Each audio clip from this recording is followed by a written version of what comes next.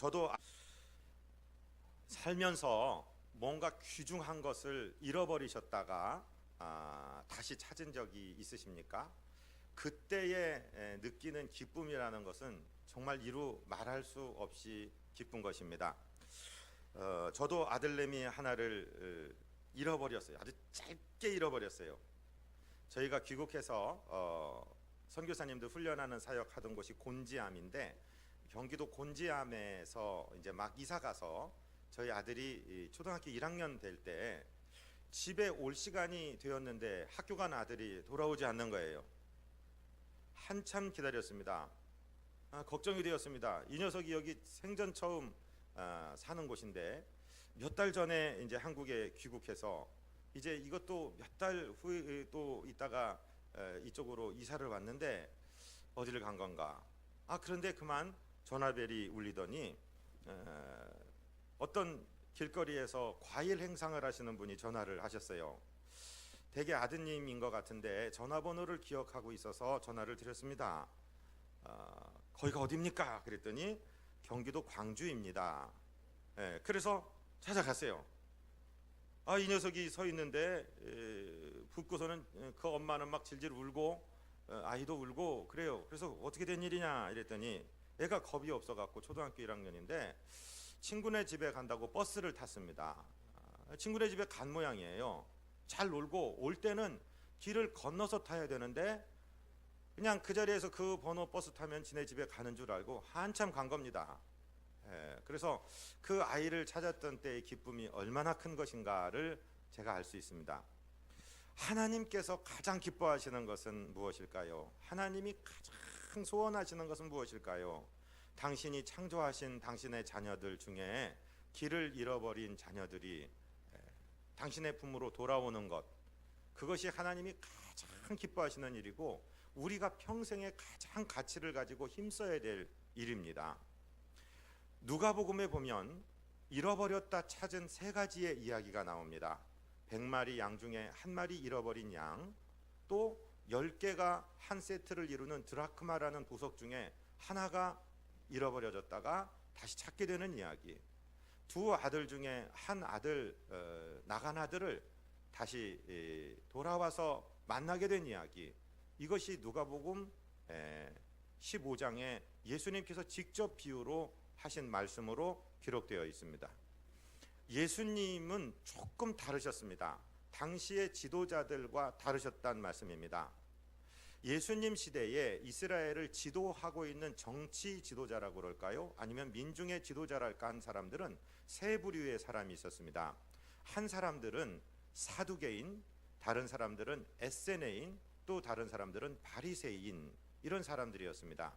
오늘 본문에 이 나오는 단어들, 이 특별히 바리새인이라는 사람을 우리가 누구인지를 잘 이해해야 말씀을 이해할 수 있습니다. 예수님 당시에, 즉 BC 2세기, BC가 뭐예요? Before Christ, 그리스도 이전, 즉 예수님을 중심으로 History, His Story, 그분의 이야기, 세계의 역사는 구분되어 있는데 예수님 이전 시대를 BC, 기원 전 이렇게 얘기하고 예수님 출생으로부터를 기원 후, 주후 이렇게 얘기합니다. 기원전 2세기부터 예수님 이후 1세기까지 그 한 300여 년 사이에 그 유대 지역에 유대인들을 지도하고 있던 정치적인 정파는 한 세 가지가 있었단 말씀이에요. 사두개인이라는 사람들은 아주 이성적인 사람들입니다. 그래서 관원들이 많았습니다. 그 사람들은 영적인 걸 믿지 않습니다. 무슨 귀신이라든가 천사라든가 죽은 사람이 살아난다든가 이런 얘기 안 믿어요. 그저 율법대로 잘 살면은 되는 거야. 그리고 현실적인 일에, 아주 실용적인 일에 관심이 많은 사람들입니다. 한쪽 극단은 에세네파 사람들인데, 에세네라는 사람들은 당시에 자기네들이 로마에게 나라를 뺏기고 사는 것이 너무너무 억울하고, 그래서 이 세상은 다 멸망받는 세상이다. 그래서 공동체를 이루고 토굴에 들어가서 사는 사람들입니다. 그들이 이루어져 있는 공동체를 쿰란 공동체 이렇게 이야기하기도 하죠. 그 에세네의 지류에는 셀로신이라는 열심당원들이 있어서 막 우리나라 독립투사들처럼 일제시대에 그렇게 테러를 하고 직접적으로 요인들을 암살하고 했던 그런 열심당원들, 그런 사람들이 또 있었단 말입니다. 그런데 바리새인이라는 사람들은 누구냐면은 그 중간에 서 있는 사람들인데, 이 사람들은 하나님의 율법을 철저하게 지키지 못해서 우리가 나라 뺏기고 이제 팔려가고 전 세계에 흩어졌다. 그래서 우리는 이 하나님의 율법을 문자적으로 지켜야 된다. 그 사람들은 천사도 믿고 부활도 믿고 다 믿는 사람들인데, 그래서 이 바리새라는 말 자체는 분리한다. 스스로 이 죄인들과 함께 섞여 살지만 우리는 너희들하고 달라, 이러면서 따로 모여있는 집단이 바리새 사람들입니다. 서기관이라는 사람들이 등장하는데, 이 서기관은 무엇이냐면은 이스라엘 백성은 체계 사람들입니다. 하나님의 율법을 붙들고 사는 사람들입니다. 그 당시에 아직 인쇄술이 발견되기 전입니다. 종이도 아직 없을 때입니다. 그래서 파피러스라는 이 갈대로 만든 종이 또는 양피지에다가 하나님의 말씀을 1.1획이라도 틀림없이 이렇게 써가는 사람들 말합니다. 그런데 이 서기관에게는 다른 이름이 두 가지가 있어요. 한 번만 따라해 보십시오. 율법사, 교법사. 율법사는 하나님의 율법을 쓸 뿐만 아니라 그걸 백성들에게 가르치고 그 율법에서 어긋났을 때는 백성을 지도하고 지적하고 바로잡는 역할을 했고, 교법사라는 말은 그 율법을 가르치는 사람이었다. 이런 역할을 하는 사람들이 서기관입니다. 예수님이 그들과 달랐다라고 말씀을 드렸는데, 그들은 이 죄 있는 사람들을 지적하고 그들하고 가까이 하지 않고 그들을 정죄하고 그들과 분리되는 것이 하나님의 뜻이고 자기들을 의롭게 하는 것인 줄 알았는데, 예수님은 그들에게 설교를 하시는 거예요.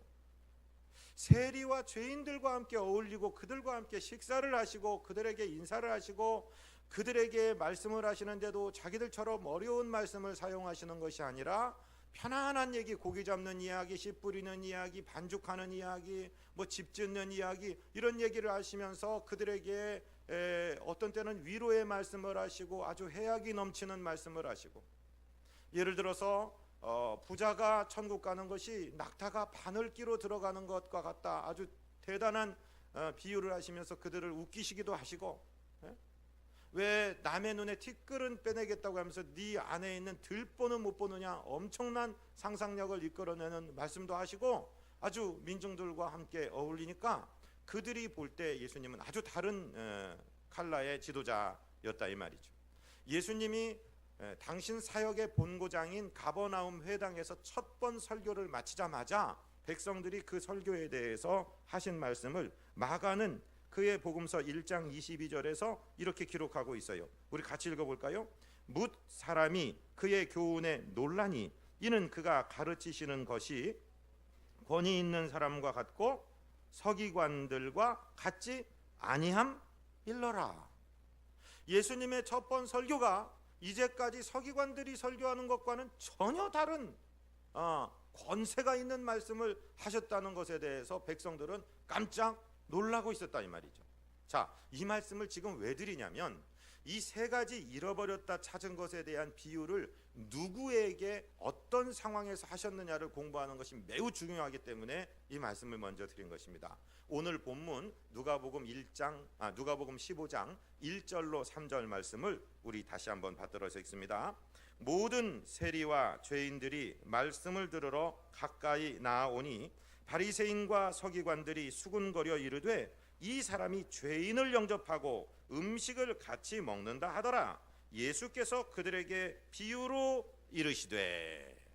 자, 상황을 보십시오. 다른 지도자들, 그 당시의 종교 지도자들은 자기들끼리 모이고 이 죄인이나 세리들하고 접촉하는 것 자체를 부정하게 생각하고 그 사람이 동료, 그 사람과 인사했기 때문에 나쁜 사람이다 이렇게 여기는 시대에 예수님이 그들을 영접하고 그들에게 설교해 주시고 그들과 음식을 먹고 하는 것에 대해서 수근수근했다 이 말이에요. 그런데 예수님께서 그들에게 그 바리새인과 서기관 들으라고 하신 말씀이 이 세 가지의 비유라 이 말씀을 지금 하시는 겁니다. 그러면 세리는 뭐고 죄인은 뭐요? 라고 우리가 생각해야 되는데 우리 오해가 좀 없기를 원합니다. 세리는 무엇이냐면 세무 공무원입니다. 지금은 우리 세무 공무원이 TV에도 막 부자들이 세금 안 내고 하는 것들 잘 찾아내서 무슨 사무실 몇 국 사람들 해갖고 박수도 받고 이런 일이 있지만은 이 당시의 세리는 그런 세리가 아닙니다. 이 당시는 지금 유대 나라를 빼앗긴 상태입니다. 로마가 무력으로 점령한 상태입니다. 로마는 어떻게 그들을 통치하였느냐? 어떤 지역은 분봉왕을 허락해주고 어떤 지역은 총독을 보내면서 직접 민중들과 딱 만나는 사람들은 로마 군인들 그리고 세리들입니다. 이 세리들은 유대인이면서도부터 자기 유대인의 고혈을 빨아서 세금을 억지로 걷어갖고 자기 할당량을 로마 당국에 상납하고 나머지는 전부 자기가 먹는 겁니다. 그러니까 세법이 있는 것도 아니고 그들이 어떻게 수탈을 하든지 간에 로마 군인들이 경찰력들이 그들을 비호하면서 그들의 배를 불리고 있는 거예요. 왜냐하면 거기서부터 로마에 올라갈 금전이 거쳐지기 때문에. 그러니까 나라 뺏긴 것도 서운한데 이것들이 이 세리들이 자기 이 불쌍한 민초들의 세금을 늑탈을 해가지고 로마 정부에 주니까 침략자의 앞제비고 얼마나 꼴보기 싫은 사람입니까? 그들은 그러한 왕따 또 이렇게 따돌림 당하는 것에 대해서 반발심이 나니까 더 세금을 거두는 거죠. 그래서 그들은 돈은 많은데 영적으로 정신적으로 사회적으로 아주 자존감이 낮은 죄인의 집단이 돼버린 겁니다. 죄인이라는 단어도 우리가 공부할 필요 있습니다. 그냥 무슨 자범들, 무슨 절도범, 강간범, 성추행범 이런 죄인을 말하는 것이 아닙니다. 여기서 죄인은 무엇이냐면 바리새인과 서기관이 볼 때 죄인, 율법을 율법대로 지키지 못하는 사람들, 대표적인 사람들이 가난한 사람입니다. 그들이 614가지 율법 중에서 가장 사람을 괴롭히는 것이 안식일 규정이거든요. 너 왜 안식일 날 일했냐? 너 왜 쉬어야 되는데 돈 버냐? 그런데 이 가난한 사람들은 그때 안식일을 철저하게 지키면 굶게 되는 겁니다. 그러니까 안식일인 줄 알면서도 할 수 없이 장사를 해야 되고 노동을 해야 되고 일하는 그 가난한 사람들을 죄인이라고 취급을 해버렸어요. 또 하나는 앞을 못 보든지 귀를 못 듣든지 다리를 절든지 몸에 나병이 있든지 이러한 장애를 가졌거나 질병을 가졌거나 귀신 들린 사람들을 향해서 그건 너희들이 아직 회개하지 않은 어떤 숨겨진 죄가 있기 때문에 네 조상의 죄든지 너의 죄든지 그 죄 때문에 너희가 지금 저주를 받고 있는 것이니까 너희는 죄인이야 이렇게 공격하는 거예요. 아니 장애를 가지고 태어난 것도 얼마나 억울하고 가난한 게 태어난 것도 얼마나 억울한데 그 사람들이 율법을 철저하게 지키지 못한다고 죄인 취급을 해버린 그 죄인들 말입니다.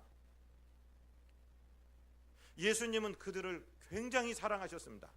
그들의 예수님의 마음에 그들이 가득 들어있는 겁니다. 그래서 그들에게 설교하고 그들과 밥을 먹었더니 바리새인들이 수군수군 하는 사이 서기관들이 저 먼 지도자가 저래 왜 저런 죄인들하고 어울리는 거야? 저 사람들을 정죄하고 멸시해야 되는데 왜 그 속에 들어가서 있는 거야? 라고 수군거림을 듣고 그들 들으라고 주신 말씀이 바로 누가복음에 기록된 세 가지의 이뤘다 찾은 것에 대한 이야기라는 말씀을 우리는 생각하고 있어야 됩니다. 자, 이제 우리 4절 말씀으로 넘어가겠습니다. 4절 너희 중에 어떤 사람이 양 100마리가 있는데 그 중에 하나를 잃으면 99마리를 들에 두고 그 잃은 것을 찾아내기까지 찾아다니지 아니하겠느냐? 자, 이 말씀을 하는 거예요. 이건 생각할 게 참 많은 얘기입니다. 서부 영화에 보면은 카우보이들이 나오죠. 소를 모는 카우보이들은요 뒤에서 몰아요. 소떼를 앞에 보내고 권총을 차고 말을 타고 가면서 소가 곁길로 가면 그냥 두드려 팹니다. 그래서 뒤에서 몰고 가는데 반면 동양의 목동들, 성경에 나오는 목자들은 앞에서 갑니다. 보통 한 목자가 작게 몰 때는 20-30마리, 많게 몰 때는 한 300마리 정도를 끌고 가는 게 이들의 목축 방식인데 특별히 양의 습성은 무엇이냐면요, 양에 대해 연구한 책이 여러 권입니다. 양은 무리지어 다니는 짐승들입니다. 연약하지만 목자에게 있을 때는 목자를 그냥 따라갑니다. 요한복음 10장에서 양에 대해서 목자에 대해서 예수님이 많이 말씀을 하셨는데 양은 목자의 음성을 알고 목자도 양을 안 하니, 그렇게 표현하고 계시잖아요. 여러분, 양 한 100마리 있으면 어느 양이 어떤 양인지 서로 구별하실 수 있겠습니까? 저는 구별 못할 것 같습니다. 근데 여러분, 이런 생각 한번 해보세요. 내가 푸들 강아지를 길러요. 푸들이 예를 들어서 뭐 갈색 푸들이다 그러면 다 비슷하게 생겼잖아요. 근데 내 강아지가 100마리 중에 있으면 찾아낼 수 있겠어요, 없겠어요? 찾아낼 수 있어요. 100마리를 목동들이 이제 자기네들 우리가 따로 없으니까 이렇게 같이 한 몇백 마리를 우리에 모으고 아침이 되면 목동들이 자기 양을 끌어오는데요. 그 목자의 음성을 양들이 안 돼요. 야, 개똥아, 소똥아, 말똥아 부르면 개똥이, 소똥이, 말똥이들이 자기를 부른 줄 알고 그 목자를 따라간대요. 그런데 다른 목자가 와갖고 야, 개똥아 부르면 안 간답니다. 양들도 그 주인의 음성을 알고 주인도 그 300마리 중에 내 거 100마리를 찾아낼 수 있단 말이에요. 그러니까 그렇게 한 마리 양들에게 애착이 있다 이 말입니다. 그리고 그들에게는 이 목동들이 급료로 받는 것이 돈이 아니고 양입니다. 그러니까 자기 생명과도 같습니다. 목자에게 있어서는요. 그래서 100마리 양이 있는데 목자가 앞으로 간대요. 그러면 나머지 100마리가 목자를 졸졸졸 따라가. 참 재미난 것은 웅덩이를 지나갈 때 목자가 실험으로 한번 다리를 찔뚝하고 지나가잖아요. 그러면 100마리가 전부 거기 가서 찔뚝하고 간다는 거예요. 그대로 따라간다는 거예요. 그대로. 그런데 그 100마리가 따라오는데 그 중에 꼭 한두 마리가 속을 새기는 거예요. 군대 가서 소대장, 중대장 해본 분들은 이 말이 무슨 말인지 알 것입니다. 학교 선생님들은 이 말이 무슨 말인지 알 것입니다. 다 말 잘 듣는데 꼭 한 마리, 두 마리가 속을 새기는 겁니다. 양이 어디로 딴 데로 가는 것은 뭐 목자가 잘못한 게 아닙니다. 습성적으로, 천성적으로 딴 데로 가는 건 가는 거예요. 어떤 때는 꽃향기에 취해서 거기로 가면 무슨 낙이 있을 것 같고, 어떤 때는 어떤 멋진 소리, 뭐 신기한 소리에 이끌려서 가기도 하고, 요즘 교회도 보면 이단들이 나타나서 그냥 교회를 공격하고 거기 와야지 뭐가 될 것 같이 양들을 살짝 뒤에 훔쳐가던, 이제는 대놓고 막 나오는 이런 아주 정말 적반하장의 시대에 우리가 살고 있지만, 양들이 그렇게 길을 잃는 양들이 생긴다는 거예요. 그러면 그 양을 따라갑니다. 찾으러 간다 이 말씀이죠. 우리가 옛날에 많이 부른 찬송가, 세상에서 방황할 때 나 주님을 몰랐네, 내 뜻대로 고집하며 온갖 죄를 저질렀네, 예수여 이 죄인도 용서받을 수 있나요? 그런 가사들을 보면은 그 목자를 떠난 양의 심정에 대해서 많이 이야기하고 있어요. 많은 사람 찾아와서 나의 친구가 되어도 병든 몸과 상한 심령 위로받지 못했었네. 이 죄인의 애통함을 예수께서 들으셨네. 못자국 난 사랑의 손 나를 어루만지셨네. 우리 주님께서 죄인들을 찾아온다라고 우리가 노래한 거죠. 요즘에 이런 노래는요 7080 가스펠 그러더라고요. 하도 젊은 친구들이 와서 재미나고 신나고 이런 거를 해서, 또 어떤 데는요 무슨 가요도 옛날 부르는 가요를 성인 가요 이렇게 하는 것처럼 성인 가스펠 이런 얘기를 하는 것도 들어봤어요. 그 중에 돌아온 탕자라는 이야기 그 찬송을 보면은, 멀고 험한 이 세상길 소망 없는 나그네 길 방황하고 헤매이며 정처 없이 살아왔네. 의지할 곳 없는 이 몸 위로받고 살고파서 세상 유혹 따라가다 모든 것을 다 잃었네. 무거운 짐 등에 지고 쉴 곳 없어 애처로운 몸 쓰러지고 넘어져도 위로할 자 내겐 없었네. 세상에서 버림받고 귀한 세월 방탕하다 아버지를 만났을 때 죄인임을 깨달았네. 이런 노래들은 전부 목자를 떠난 잃어버린 양의 심정에 대해서 노래하고 있는 건데요. 중요한 것은 목자가 99마리를 버려두고 그 양을 찾으러 간다는 거예요. 효율성의 면으로 볼 때는 참 바보 같은 짓일 수 있습니다. 아니, 목자가 양들을 지키고 있어야지 99마리를 놓고 떠날 때 맹수가 달려들면은 이건 다 망하게 되는 거 아니야? 이거는 굉장히 리스키한, 아주 위험 부담이 큰 일이고, 그리고 이것은 아주 미련한 일이고 효율적이지 않은 일이요라고 생각하는데, 하나님의 마음은 효율성에 있지 않아요. 하나님의 이 마음은 상업성에 있지 않아요. 하나님의 마음은 그 길 잃은 양 한 마리를 찾아가는 마음이다. 저와 여러분이 가져야 될 마음도 바로 그 마음이라는 것을 얘기합니다. 저는 이 말씀을 준비하며 일주일 동안 계속 제가 어렸을 때 교회 학교에서 부르던 찬송을 기억해요. 가사가 많이 바뀌었는데 제가 인터넷을 검색을 해서요, 요즘에 아이들이 부르는 어린이 찬송, 이 찬송을 요새도 교회 학교에서 부르는지 모르겠는데 혹시 어렸을 때 교회 학교 다니시는 분들 이 찬송 아십니까? 목사가 한번 불러볼 테니까 아시는 분 한번 따라 불러보시겠습니까?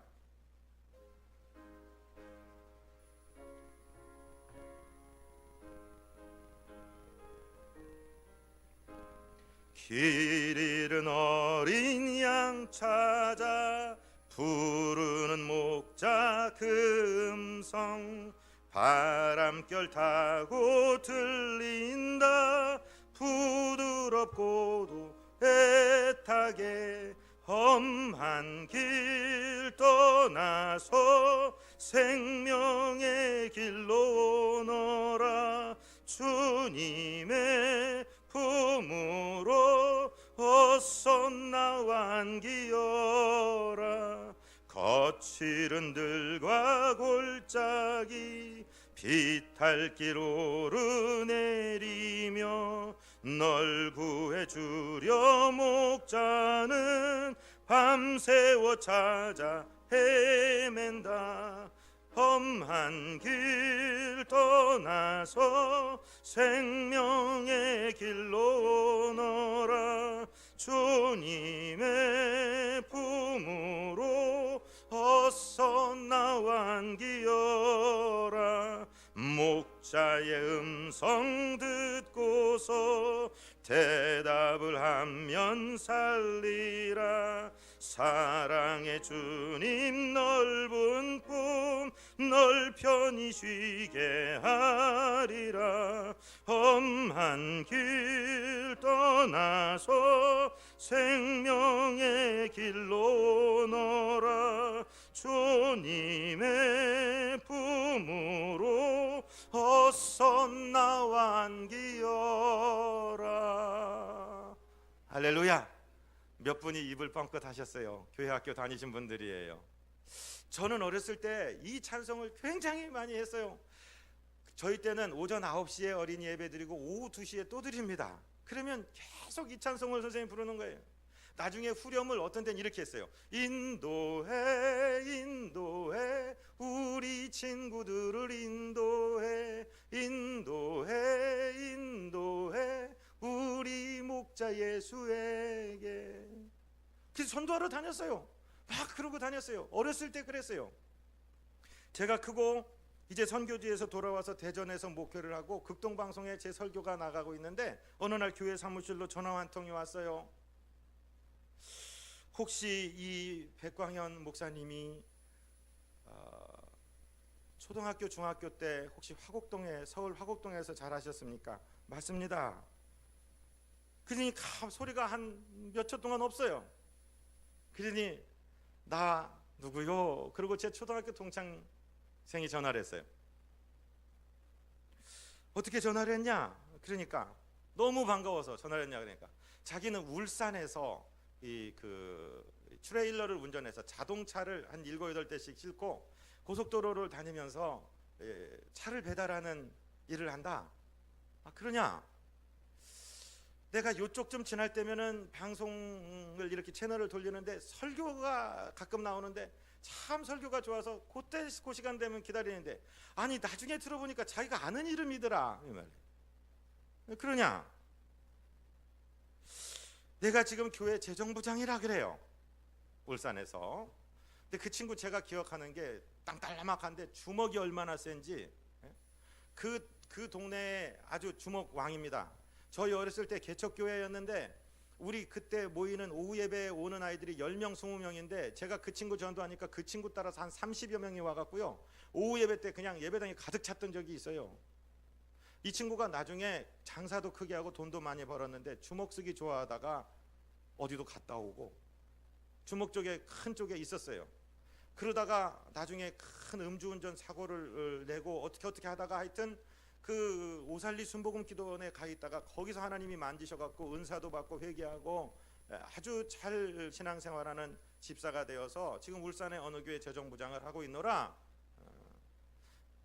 너무 반갑다, 정말 반갑다. 근데 자기가 얘기를 해야 되는데 내가 교회라는 곳에 처음 간 곳이 자네 손에 이끌려서 교회에 갔던 것이야.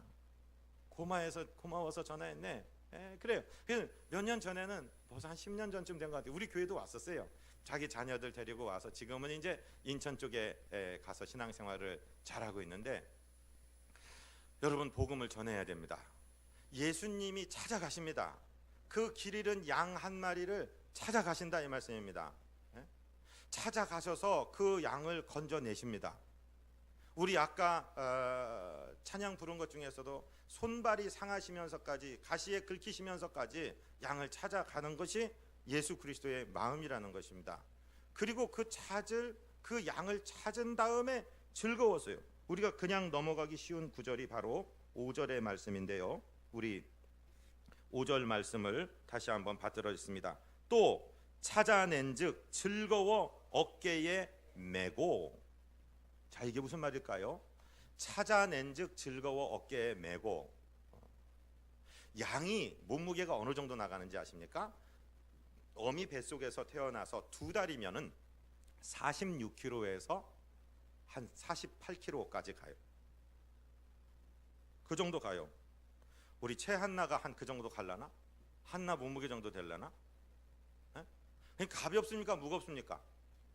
무겁습니다. 사람이야 가벼운 사람이지만 양은 무겁다 이 말이에요. 그런데 그 양 털이 그냥 있는 털이 아니라 오줌 싸고 똥 싸고 오물 묻고 잔뜩 묻어요. 냄새나요. 무거워요. 그런데 그 양을 찾은 것을 즐거워갖고 어깨에 맵니다. 그런데 아까 말씀드리다시피 다른 양들은 잘 따라오는데 꼭 한두 마리 양이 속을 새기니까 목자가 어떤 때는요 양의 다리를 부러뜨립니다. 양의 다리를 부러뜨려요. 우리가 어떤 때는 하나님이 우리 다리 부러뜨릴 때가 있어요. 어떤 때는 내가 그렇게 의지하는 돈을 갖다 훅 불어버리고, 어떤 때는 그렇게 사랑하던 이성을 갖다가 떠나가게 하고, 어떤 때는 그렇게 사랑하던 취미나 명예나 이런 거를 불어버릴 때가 있어요. 그때 하나님이 우리를 미워하고 저주했기 때문이 아닙니다. 그냥 놔두면은 맹수에 물려 죽든지 벼랑에 떨어져 죽든지 웅덩이에 빠져 죽든지 죽을 수밖에 없으니까 그 양을 살리기 위해서 양의 다리를 목자가 부러뜨릴 때가 있어요. 그런데 그 동시에 목자는 그 무거운 양을 어깨에 짊어진다는 겁니다. 저와 여러분 하나님의 채찍을 맞고 하나님의 매를 맞고 무엇인가를 망할 때도 있고 건강을 잃을 때도 있고 잠시 잠깐 그럴 때가 있어요. 그런데 그것이 하나님이 저와 여러분을 미워했기 때문이 아니라 저와 여러분을 살리기 위해서 하나님이 다리를 부러뜨렸지만 그 무거운 양을 어깨에 메고 가는 목자가 되신다는 사실을 우리는 기억해야 됩니다. 하나님께서 우리를 사랑하기 때문에 그렇게 하신다는 것이죠. 이 사실을 잘 아는 이사야는 예수님의 사역에 대해서 예언하면서 이렇게 예언했어요. 이사야 53장 6절 우리가 잘 아는 말씀이죠. 같이 읽습니다. 우리는 다 양 같아서 그릇 행하여 각기 제 길로 갔거늘 여호와께서는 우리 모두의 죄악을 그에게 담당시키셨도다. 그 무거운 양을 어깨에 짊어진 것처럼 저와 여러분의 단점, 저와 여러분의 약점, 저와 여러분의 죄악을 예수님께서 어깨에 짊어지고 가시는 거예요. 하나님이 때리시지만 하나님이 보호하십니다. 그래 찬송도 때리시고 어루만져 위로해 주시는 우리 주의 넓은 품으로 어서 돌아오소서 찬송하지 않습니까? 여러분 우리가 어떤 때는 하나님이 우리를 부르시기 위해서 우리의 밥그릇을 걷어차실 때도 있어요. 다리를 부러뜨리실 때도 있어요. 그런데 바로 그때 우리가 주님의 등에 엎이는 순간이다. 우리 주님의 어깨에 무거운 짐으로 얹혀지는 순간이라는 사실을 잊지 말게 되시기를 바랍니다. 히브리서 12장 5절로 6절은 이렇게 말씀하시죠. 같이 읽습니다. 또 아들들에게 권하는 것 같이 너희에게 권면하신 말씀도 잊었도다. 일러스되 내 아들아 주의 징계하심을 경히 여기지 말며 그의 꾸지람을 받을 때 낙심하지 말라. 주께서 그 사랑하시는 자를 징계하시고 그가 받아들이시는 아들마다 채찍질 하심이라 하였으니. 할렐루야. 여러분 매를 맞고라도 주님 앞에 오는 것은 정말로 좋은 것입니다. 정말 다리가 부서져서라도 주님 앞에 오는 것은 좋은 일입니다. 다리는 절룩일지 모르지만 우리는 생명을 살리는 것입니다. 그리고 주님의 형통한 주님의 품 안에서 기뻐하게 될 것이라 이 말씀입니다. 우리가 예수 믿는 사람으로 가장 기뻐해야 될 것이 무엇인가요? 하나님을 가장 기쁘시게 할 것이 무엇인가요? 하나님이 갈비를 좋아하시면 갈비를 사드리고, 하나님이 생선을 좋아하시면 사시미를 사드리고 싶은데 하나님이 가장 좋아하시는 게 무엇일까요? 잃었던 영혼이 돌아오는 것, 이것을 하나님께서 가장 기뻐하신다라고 본문은 말씀하십니다. 본문 6절 7절을 우리 같이 읽겠습니다. 집에 와서 그 벗과 이웃을 불러 모으고 말하되 나와 함께 즐기자. 나의 잃은 양을 찾아내었노라 하리라. 내가 너희에게 이르노니 이와 같이 죄인 한 사람이 회개하면 하늘에서 회개할 것 없는 의인 99으로 말미암아 기뻐하는 것보다 더 하리라. 할렐루야. 사랑하고 존경하는 성도 여러분, 생각해 보십시오. 찬양대를 100명, 200명, 300명을 세우고 막 기악대를 정말 최고의 전공자들로 막 100명짜리 오케스트라를 만들고 예배당을 3천억을 지고 4천억을 지고 짓고 파이프 오르간 하나에 10억, 20억짜리를 들여놓고 드리는 99명의 의인의 그 음악, 그 아름다운 찬송보다 죄인 한 사람이 회개하고 돌아오는 것을 하나님은 더 기뻐하신다. 할렐루야. 우리의 마음이 지금 어디가 있습니까? 우리가 죄인 되었다가 돌아올 때 천국의 잔치가 일어나고 하나님이 기쁨이 일어난다는 사실, 그뿐만 아니라 우리의 관심도 잃어버린 영혼 한 사람을 찾는 데 있어야 되는 것입니다. 엊그저께 금요일 날 말씀을 전하다가 목사가 강대상에서 질질 짜고 말을 제대로 못하고 그랬던 이유가 있습니다. 제가 선교사 시절에는요, 항상 가슴에 이 사형리, 전도책자, 영어, 인도네시아 말, 한국말 있어서 그때는 사람 만나서 전도하는 게 그렇게 즐겁고 그게 정말 하나님의 소원인 줄 알아서 영어 쓰는 사람 만나면 그거 영어로 꺼내갖고 전도하고, 인도네시아 사람 만나면 뭐 그게 공항 대합실이든지 무슨 터미널이든지 어디 이 버스 터미널이든지 이런 데서 또 친구네 집에 가서도 어디 회사의 신방 가서도 그 일을 했는데 한국에 와서 그걸 안 하고 있는 거예요. 방송국에 나가서 뭐 얘기도 하고 설교를 녹음해서 뭐 유튜브에다 올리기도 하고 뭘 이렇게 하는데 내가 직접 전도해서 영혼을 건져내지 못하는 거예요. 하나님이 밥 주셔서 먹고 사는 목사라는 것이 1년 지나고 2년 지나고 3년 지나도 개인 전도에서 얻어지는 열매들이 없다는 것이 얼마나 하나님 앞에 송구스럽고 죄송스럽고 하나님의 심령을 안다고 하면서 이렇게 하는지, 저뿐만이겠습니까? 사랑하고 존경하는 성도 여러분, 우리 11월 달에 추수감사주일 날 하나님께 영혼 하나를 돌리기 위해서 목자의 심정을 달라고 기도하시지 않겠습니까? 내가 직업이 무엇이든지 내가 어떤 일을 하든지 지금 매일 스치는 사람들, 나를 만나는 사람들 중에 정말 길을 찾지 못하고 예수님 앞에 오면 풀리는데 그걸 몰라서 헤매이는 영혼들, 저 이단 사람 2만이를 갖다가 구세주라고 생각하고 예수님은 이제 시작했다가 완성 못한 분이고 그가 이긴 자라고 완성자라고 생각하는 저 이단에 실려간 영혼들을 보면 안타까움이 없습니까? 사람들 무슨 안상홍이 장길자가 하나님이라고 거기를 믿고 그 사람들 지옥 갈 때 쓸려 들어갈 저 영혼들을 보면서 안타까움이 없습니까? 쾌락에 빠져 있고 중독에 빠져 있고 무엇인가에 지금 갈피를 못 잡고 사는 사람들을 보며 우리가 그냥 무감각한 심령이라면 정말 우리는 문제가 있습니다. 우리의 마음이 주님의 마음 닮아지기를 원합니다. 주님을 따라가야 됩니다. 왜 예수님 이 험악한 세상, 이 정말 지옥으로 변해가는 세상을 보시면서 빨리 오셔서 빨리 저 악인들을 심판하시고 빨리 우리를 건져주지 않으세요라고 기도하는 우리에게 베드로 사도는 이렇게 말씀하십니다. 베드로 후서 3장 9절 같이 읽을까요? 주의 약속은 어떤 이들이 더디다고 생각하는 것 같이 더딘 것이 아니라 오직 주께서는 너희를 대하여 오래 참으사 아무도 멸망하지 아니하고 다 회개하기에 이르기를 원하시느니라. 한 사람도 멸망하지 않고 마지막 그 사람이 주님 품에 돌아올 때까지 기다리시느라고 주님의 재림이 하루 이틀 연기되고 있다는 사실을 우리는 알아야 됩니다.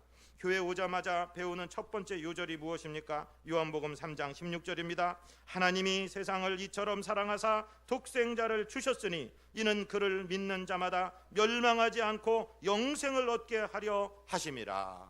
하나님이 우리를 살리시고 지옥은 사람 위에서 만든 게 아니라 하나님의 원수가 되는 마귀, 귀신들 잡아 가두려는 지옥에 그들 팔짱 끼고 사람들이 끌려가는 멸망당하는 것을 하나님이 원치 않으셔서 당신의 아들 독생자 하나밖에 없는 아들을 주시기까지 사랑하셨는데, 저와 여러분에게 이 생명의 길을 주셨는데 우리는 흘러가는 지옥으로 빠져가는 영혼들을 무감각하게 혹시 바라보고 있지 않습니까? 나는 구원받아서 하나님의 자녀 되었고 천국 얻었으니까 됐다 하고 안심하고 계시지 않습니까? 정말 이제 우리 이번 돌아오는 가을을 맞을 때 정말 이 주님의 심령으로 영혼들을 보기를 원합니다. 매일 나를 스쳐가는 사람들, 나랑 엘리베이터에 같이 타고 있는 사람, 나와 같이 근무하는 내 회사의 동료, 내 이웃집에 사는 사람, 나는 구원받고 그들은 지옥 가도 좋습니까? 그들을 한번 바라보며 우리 주님의 심령으로 말로 못하면 기도라도 시작하기를 원합니다. 우리 교회 안 데리고 오셔도 상관없습니다. 하나님의 자녀로서 회복되어 다른 교회, 가까운 교회, 좋은 교회 다니십시오. 보내고 어차피 영혼이 살아나서 주님 품에 돌아오는 그 일을 그리면서 달려가시는 저와 여러분 하나님의 맏아들들 되시기를 주님 이름으로 축복드립니다.